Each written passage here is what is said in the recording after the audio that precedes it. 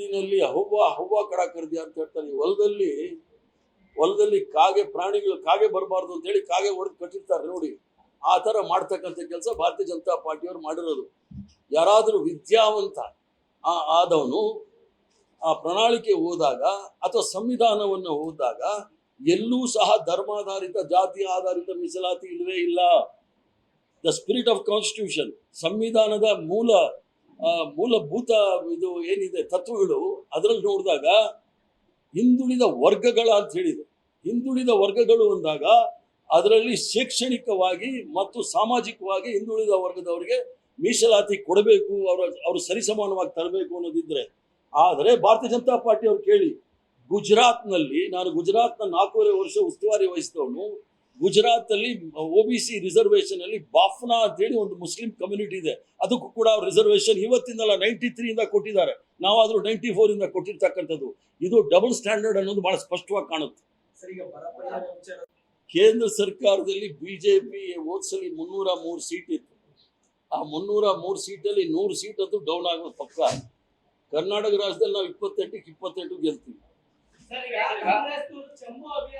ಇದು ಹಿಂದಿನಲ್ಲಿ ಅವ್ವ ಕಡ ಕರ್ದಿ ಅಂತ ಹೇಳ್ತಾರೆ. ಈ ಹೊಲದಲ್ಲಿ ಕಾಗೆ ಪ್ರಾಣಿಗಳು ಕಾಗೆ ಬರಬಾರ್ದು ಅಂತ ಹೇಳಿ ಕಾಗೆ ಹೊಡೆದು ಕಟ್ಟಿರ್ತಾರೆ ನೋಡಿ. ಆ ತರ ಮಾಡ್ತಕ್ಕಂಥ ಕೆಲಸ ಭಾರತೀಯ ಜನತಾ ಪಾರ್ಟಿಯವರು ಮಾಡಿರೋದು. ಯಾರಾದರೂ ವಿದ್ಯಾವಂತ ಆದವನು ಆ ಪ್ರಣಾಳಿಕೆ ಓದಾಗ ಅಥವಾ ಸಂವಿಧಾನವನ್ನು ಓದಿದಾಗ ಎಲ್ಲೂ ಸಹ ಧರ್ಮಾಧಾರಿತ ಜಾತಿ ಆಧಾರಿತ ಮೀಸಲಾತಿ ಇಲ್ಲವೇ ಇಲ್ಲ. ದ ಸ್ಪಿರಿಟ್ ಆಫ್ ಕಾನ್ಸ್ಟಿಟ್ಯೂಷನ್, ಸಂವಿಧಾನದ ಮೂಲಭೂತ ಇದು ಏನಿದೆ ತತ್ವಗಳು, ಅದರಲ್ಲಿ ನೋಡಿದಾಗ ಹಿಂದುಳಿದ ವರ್ಗಗಳ ಅಂತ ಹೇಳಿದೆ. ಹಿಂದುಳಿದ ವರ್ಗಗಳು ಅಂದಾಗ ಅದರಲ್ಲಿ ಶೈಕ್ಷಣಿಕವಾಗಿ ಮತ್ತು ಸಾಮಾಜಿಕವಾಗಿ ಹಿಂದುಳಿದ ವರ್ಗದವರಿಗೆ ಮೀಸಲಾತಿ ಕೊಡಬೇಕು, ಅವರು ಸರಿಸಮಾನವಾಗಿ ತರಬೇಕು ಅನ್ನೋದಿದ್ರೆ.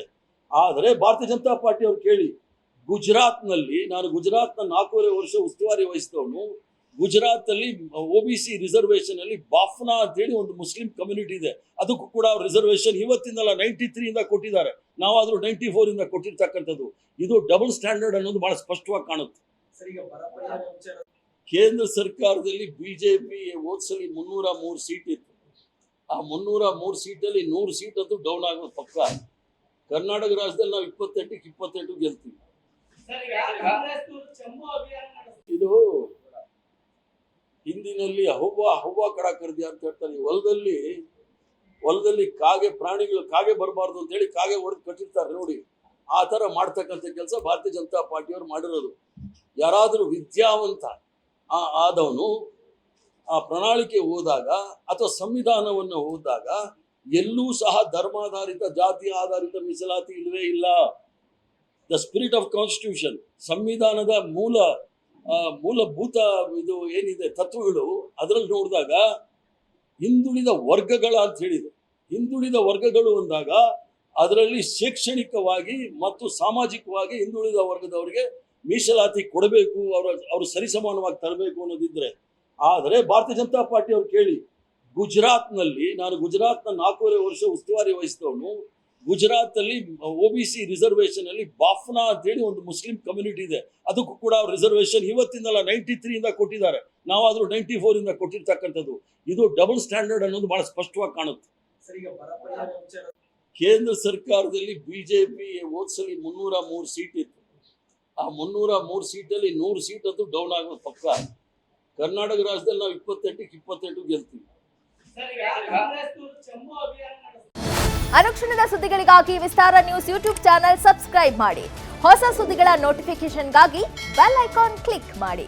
ಲೇಟೆಸ್ಟ್ ಅಪ್ಡೇಟ್ಸ್ಗಾಗಿ www.vistaranews.com ವೆಬ್ಸೈಟ್ಗೆ ವಿಸಿಟ್ ಮಾಡಿ. ಅಂಗೈಯಲ್ಲೇ ಜಗತ್ತಿನ ಸುದ್ದಿ ತಿಳಿಯಲು ವಿಸ್ತಾರ ನ್ಯೂಸ್ ಕನ್ನಡ ಆಪ್ ಡೌನ್ಲೋಡ್ ಮಾಡಿ.